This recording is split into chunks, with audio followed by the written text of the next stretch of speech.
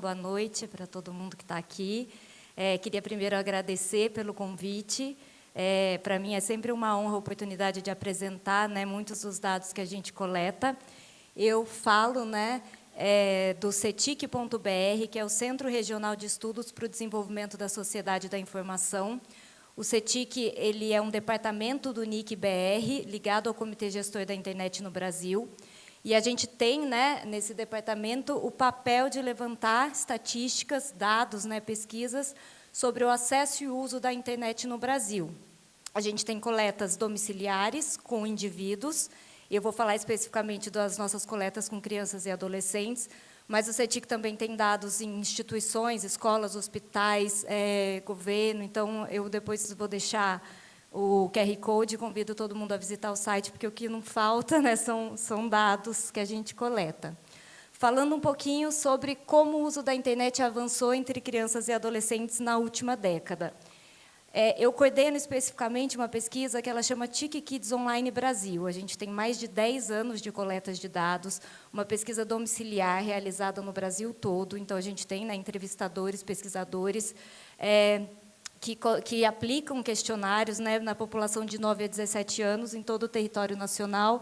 Eu vou falar sobre a coleta de 2024, em que a gente entrevistou 2.424 crianças e um dos seus responsáveis. Mas a gente tem, né, vocês vão perceber, muitos dados de série histórica, porque a coleta ela é feita desde 2012. Em 2015, a gente juntou a Kids Online com a TIC Domicílios, que é a nossa maior pesquisa. Então, a gente tem dados comparados ao longo da história, né, para o país, o que é um privilégio, porque não é todo mundo que consegue uma coleta, né, dessa proporção no país todo. E a gente também tem comparabilidade internacional, porque a Kids Online ela é uma pesquisa que foi desenvolvida na London School, ela é aplicada em vários países. A gente tem a rede europeia, a rede global Kids Online, então a gente também tem a comparabilidade do Brasil com outros países, coletando dados, né, principalmente sobre conectividade, né, nos domicílios em que essas crianças vivem, oportunidades, né, atividades que elas realizam, os riscos que elas encontram, que elas reportam, habilidades e mediação parental que a gente coleta tanto com a criança quanto com um dos seus responsáveis.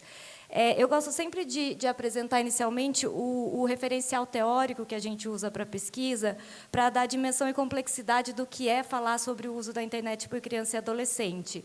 Os dados que a gente coleta, eles são especificamente sobre o contexto digital, né, que é aquele quadro roxo mais escuro, em que a gente vai entender qual é o acesso, que atividades ela realiza, que habilidades essa criança tem. Mas a gente sempre tem que considerar que o contexto em que essa criança se insere ele é determinante para o aproveitamento de oportunidade que ela tem e também para o risco que ela pode encontrar. Então, né, o país, as políticas de provisão, porque o desenvolvimento de habilidade, toda a oportunidade, ela começa a partir da qualidade do acesso que ela tem.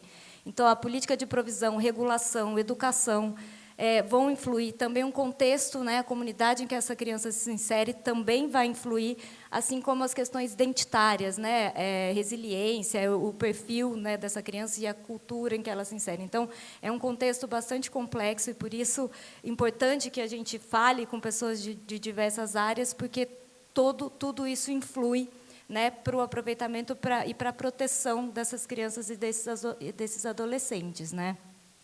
Trago aqui um dado, um gráfico para a gente entender que hoje mais de 23 mil milhões de crianças são usuárias de internet no Brasil, que corresponde a 93% dessa população. E, além do aumento na proporção de crianças e adolescentes que são usuárias de internet, a frequência de uso ela também tem aumentado ao longo dos anos. Então, as crianças elas estão cada vez mais conectadas, num uso cada vez mais frequente, e o que a gente também observa cada vez mais cedo, né? Então, a gente tem aí um compromisso ainda maior de falar, né, sobre a presença de uma população em um ambiente que inicialmente não foi projetado para que elas estivessem ali, mas elas estão, né, muito presentes e em uma frequência bastante alta. E esse aumento da proporção de crianças e adolescentes usuárias de internet, ele aconteceu principalmente, né, ao longo da última década, porque as classes D e E hoje participam mais de ambientes online, e as crianças mais novas, a gente observa 9 a 10 anos e 11 a 12 anos, também estão mais presentes, né? Se a gente olhar as classes A e B, elas já estavam presentes desde a última década, e os mais velhos, os adolescentes também, quase a totalidade. Mas a gente tem mais novos e classes, né, C e D cada vez mais presentes, o que é um avanço pela perspectiva da conectividade, mas a gente vai ver com outros dados que as condições de acesso elas são muito diferentes. Não é porque a gente tem mais usuários que esses usuários estão aproveitando as oportunidades e estão, inclusive, protegidos né, pelas habilidades que desenvolve e por outras questões da mesma maneira. A gente tem mais usuários, mas com condições ainda muito diferentes, né, de uso. Um exemplo é o dispositivo de acesso. Quase todas as crianças e adolescentes no Brasil acessam a internet pelo celular, mas o uso, por exemplo, dos computadores, ele cai para todas as classes, principalmente para as classes D e E, né, e C. A gente tem um aumento do uso da televisão e uma diferença também, né, embora em menor proporção, do videogame, que ele é menos usado que outros dispositivos, mas ele ainda é mais presente para as classes A e B. E aí a gente tem, né, mais de 30% da população, eu não trouxe esse dado, mas mais de 30% da população das classes D e E usa acesso à internet exclusivamente pelo celular. E isso tem toda uma complexidade, tanto para a mediação, por ser um dispositivo de uso próprio, né, individual, quanto para o desenvolvimento de habilidades, um uso que acaba, dá para fazer muita coisa pelo celular, mas ele é restrito para muitas coisas também. A gente tem uma parcela muito alta da população que só acessa a internet pelo celular. E a gente tem também a posse de telefone celular. A gente teve um debate muito amplo, né, nos últimos meses, principalmente com as políticas de restrição e a posse de celular por crianças, e a gente tem que quase 70% da população de 9 a 10 anos já tem um celular próprio, né, ou pelo menos reporta que possui um celular próprio. E essa proporção é quase da totalidade para os adolescentes, né? Eu comentei anteriormente, aqui eu trago o exemplo de atividades. Nas coletas que a gente tem ao longo dos anos, as atividades elas não só aumentam na proporção de usuários que realizam, como elas aumentam muito a frequência, né? Então, se a gente olha, por exemplo, em 2015, jogos online ou assistir a vídeos, as proporções elas eram muito mais baixas do que o que a gente tem hoje, que crianças realizam. A gente tem, né, a escala aqui todos os dias ou quase todos os dias, mas a gente sabe que em muitos contextos todos os dias já é uma escala baixa. Elas realizam todas as horas, né? A proporção ela é muito alta, né, de realização de atividades. E a gente também tem um dado que a gente pergunta para as crianças qual foi a idade do primeiro acesso à internet. E a gente tem que a idade até 6 anos é um crescimento muito alto, né, nos últimos anos. A gente uma proporção que era de 11% em 2015, ela é hoje de 23% de até 11 anos de idade, e a proporção até os 8 anos de idade, ela cresce muito também. A coleta que a gente faz na Kids Online, ela é só para a população, e essa é a metodologia internacional, de 9 a 17 anos. E a gente começou a ser demandado, e antes dos 8 anos, porque a gente já tem indícios, a gente já percebe essas crianças, né, com acesso à internet. E aí a gente lançou um dado, ele é inédito, né? A gente lançou esse ano pela primeira vez o dado sobre acesso à internet para a população de 0 a 8 anos. Essa não é a Kids Online, mas a gente usou o quadro de moradores para esse dado, porque quando a gente chega no domicílio para aplicar o questionário com a criança, a gente faz, né, coleta com o responsável para entender um pouco, isso melhora a qualidade da pesquisa, e a gente pergunta para o responsável naquele domicílio quem usa a internet, independente da idade, independente de ser entrevistado. Então, a gente conseguiu, né, por uma questão de metodologia, de uma adaptação da calibração, trazer esse dado de uma maneira inédita e também na série histórica para a população de 0 a 8 anos. E a gente observa que, assim como para a população geral no Brasil, um crescimento no uso da internet pela população de até 8 anos, e se a gente olha de 2015 para 2024, o usuário dobrou a quantidade, né, a proporção de usuários de internet de 6 a 8 anos. Também, como para a população geral, houve uma queda nos usuários de computador, isso acontece, né, para toda a população no Brasil, de 10 anos ou mais, e acontece também para crianças, e esse uso do computador, para a criança, ele está muito associado à presença de computador no domicílio. Então, quem tem computador no domicílio tem uma maior probabilidade, né, de uso desse computador. Quem não tem, muito provavelmente, só vai ter acesso a um dispositivo mais velho ou nem terá, né?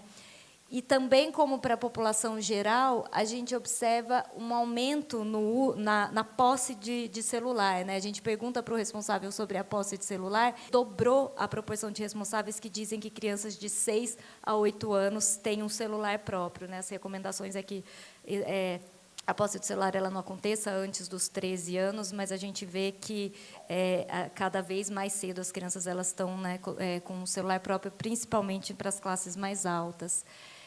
E aí a gente coleta também, aqui um dado da Kids Online, a presença de crianças e adolescentes em plataformas digitais, né? Esse foi um dado coletado de maneira inédita, em que a gente pergunta a frequência de uso, e o que a gente observa é que, quanto mais velhos, maior a frequência de uso. Então, os adolescentes, eles usam mais que crianças e adolescentes.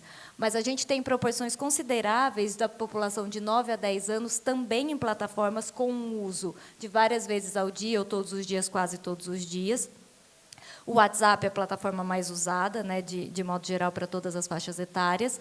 Os mais novos, 9 a 10 anos, eles estão um uso frequente, principalmente do TikTok, os adolescentes, principalmente do Instagram.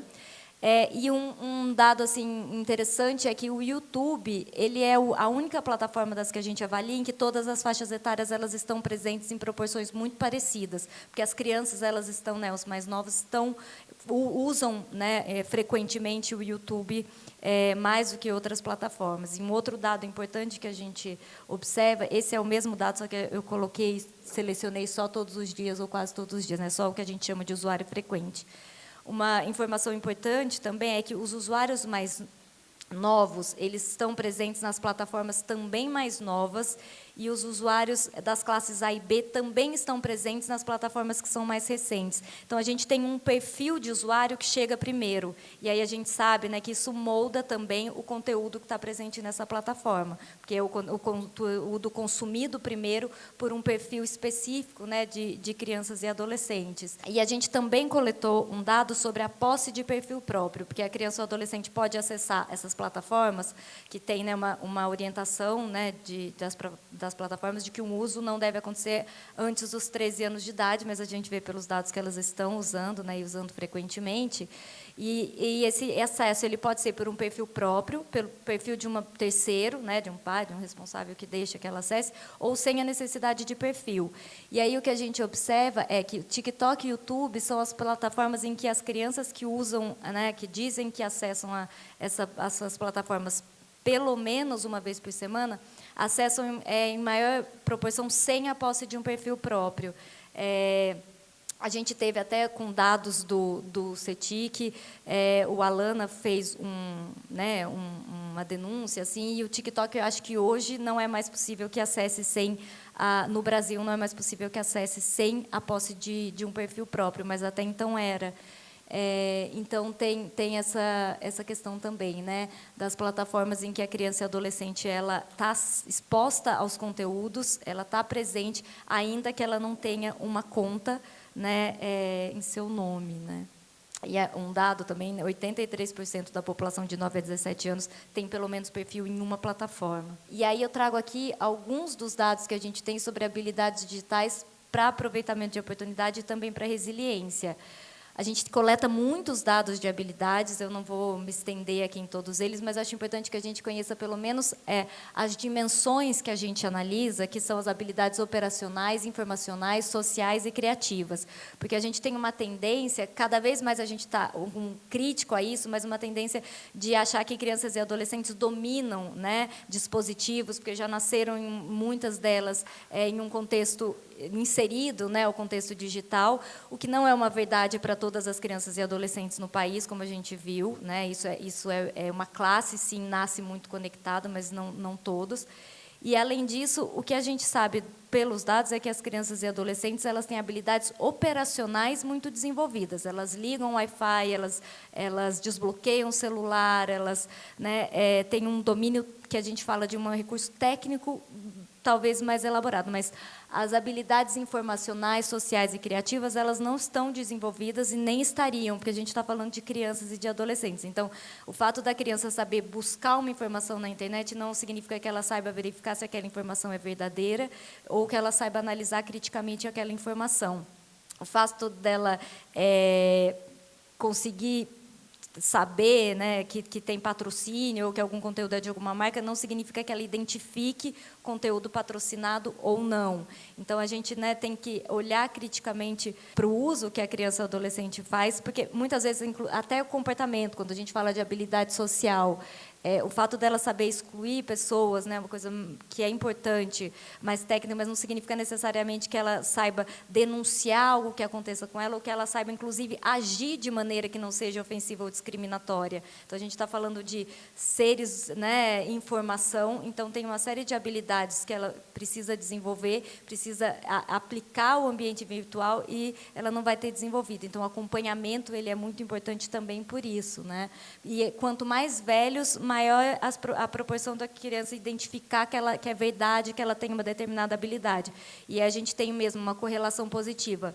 Maior, a gente fala, né, que o uso da internet mais é mais. Melhora a qualidade do acesso, então mais uso, mais atividade realizada, mais probabilidade de desenvolvimento de habilidade e mais exposição ao risco. Se ela está exposta àquele ambiente, ela está aproveitando mais, mas ela também está mais exposta ao risco. Então, por isso, a importância da capacitação, do desenvolvimento de habilidades, para que ela também crie resiliência para estar presente naquele ambiente, né, e conseguir, por exemplo, reportar uma situação ou denunciar, né, ela.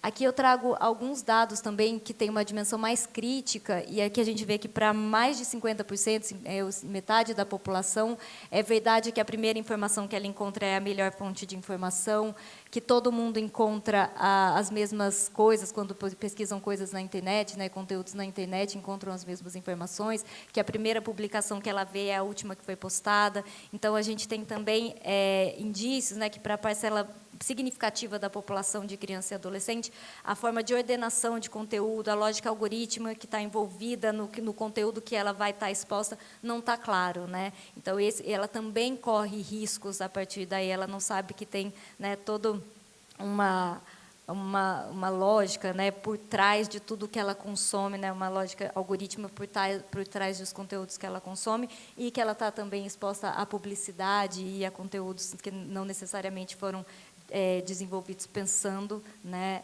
que uma criança pode ter acesso a eles. Falando um pouco dos riscos online, a gente coleta dados de atividades, mas também dos riscos, e aí a gente segue esse quadro de riscos, né, que é uma metodologia também internacional, em que duas dimensões principais são consideradas. A primeira delas é a posição da criança em relação ao risco, que pode ser conteúdo, então ela tem acesso a um conteúdo de risco, contato, acesso com algum adulto, né, e esse contato pode ser potencialmente danoso, conduta, porque a gente tem que considerar que uma criança ela também age de forma de que pode causar risco a outra criança, né, no cyberbullying ou discriminação. Então, ela tem que ser conscientizada de que ela é alvo de risco, mas ela também pode agir para o risco no ambiente online.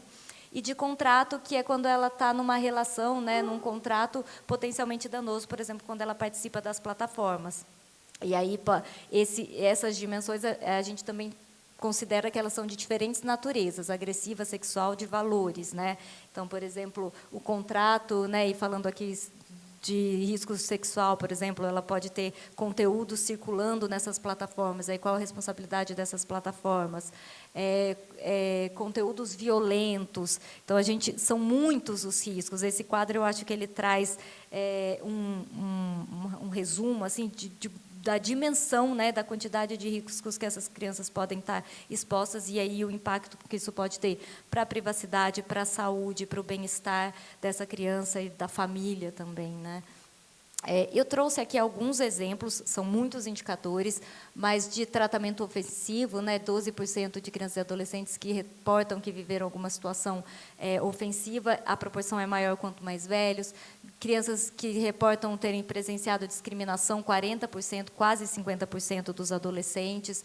E eu gosto de destacar a proporção maior entre os adolescentes, porque a gente tem uma tendência a pensar a mediação para a criança, né, 9 a 10 anos, controlar, e os adolescentes muitas vezes acham que eles já dominam, né, principalmente as habilidades operacionais, e aí a mediação ela fica um pouco menos, ela é menos realizada, e a gente tem dados disso também para os adolescentes, só que os adolescentes eles são os usuários mais assíduos e eles são aqueles mais expostos aos riscos. Então, a mediação ela começa com a criança, mas ela tem que acompanhar todo esse indivíduo enquanto ele está no seu desenvolvimento. Então, os adolescentes eles estão mais expostos, eles também precisam desse olhar cuidadoso, né, do responsável para as atividades que eles realizam.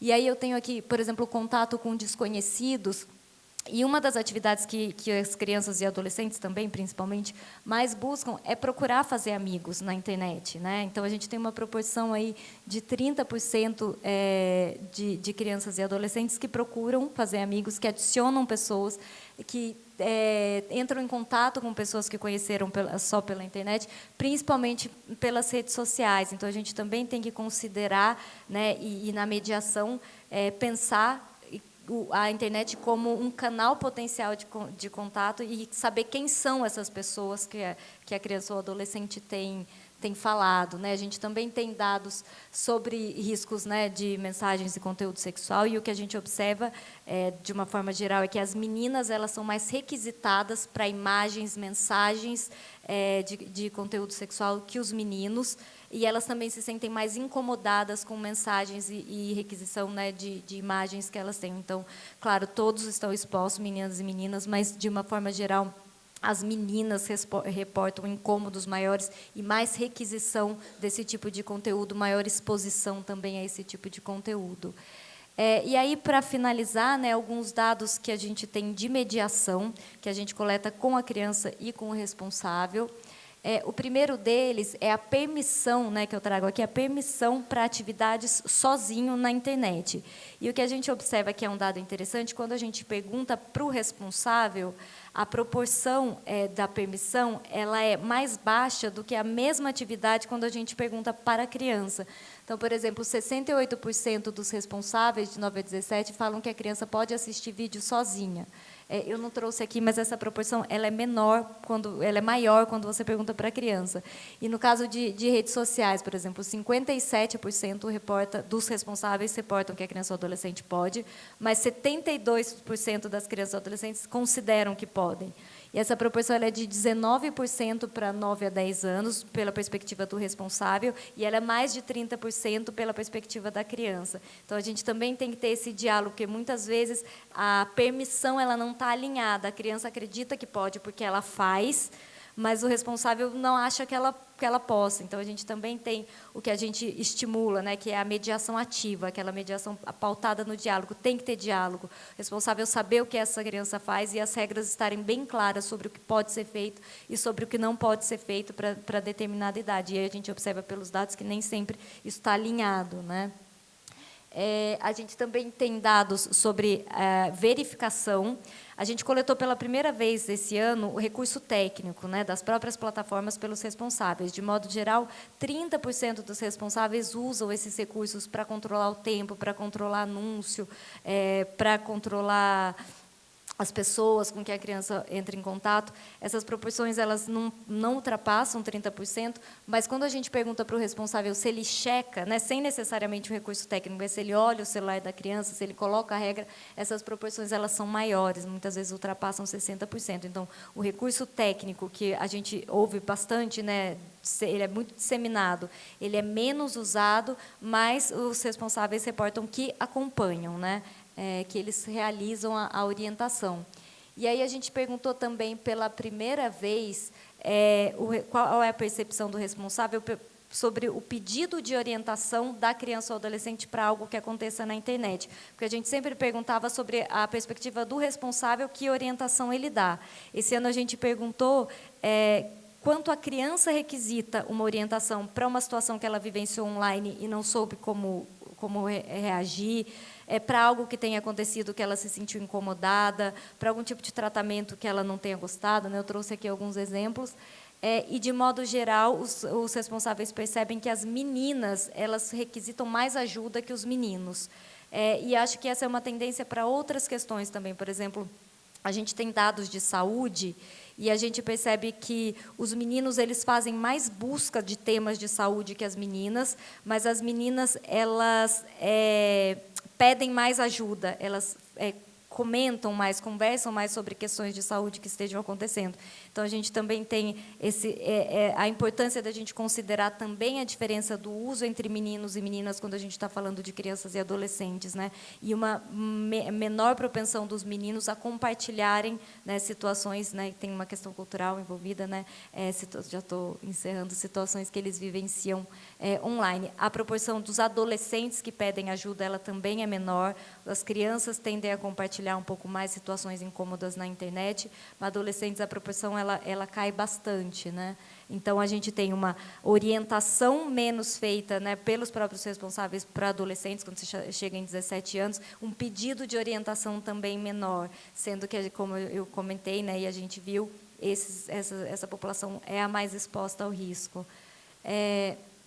Eu vou encerrar por aqui, depois a gente pode debater melhor os dados. São centenas de indicadores de 10 anos de coleta, então convido todo mundo a olhar, né? E aqui um pouco de todas as pesquisas que a gente tem no CETIC. Eu falei da Kids Online, que é a roxinha que está no meio, mas a gente também tem a TIC Educação, acesso, uso, internet na escola, pelos alunos, pelos educadores, pela comunidade escolar, e outras tantas. A gente também tem outros estudos setoriais. E aqui esse dado que a gente lançou, nessa publicação que a gente lançou, acho que há 2 meses, se não me engano, para a população de até 8 anos, para quem quiser acessar, mas eu também depois posso disponibilizar a apresentação para todo mundo ter acesso aos dados. Obrigada, gente.